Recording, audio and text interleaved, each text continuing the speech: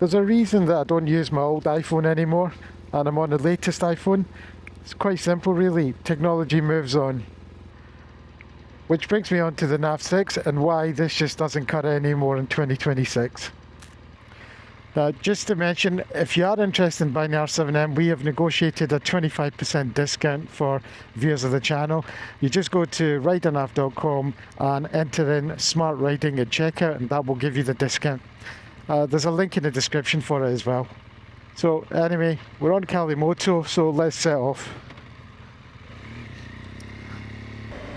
If you're still running on a Navigator 6 or BMW Connected Ride, let me give you some reasons to change over to the RiderNav R7M.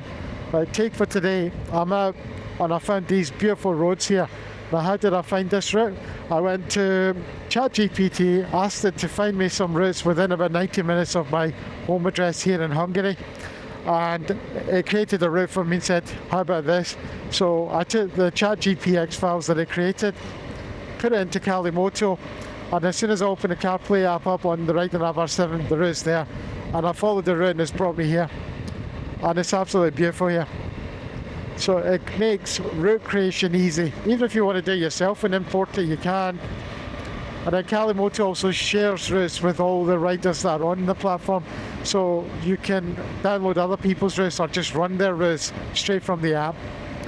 And you got this beautiful big display. It's got everything. It's got my music playing. I'm using the split display right now, so I've got the maps on one side and my music playing on the other side.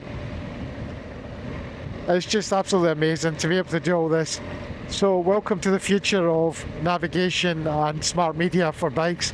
This is where it's heading, and if you haven't already, get yourself the R7M.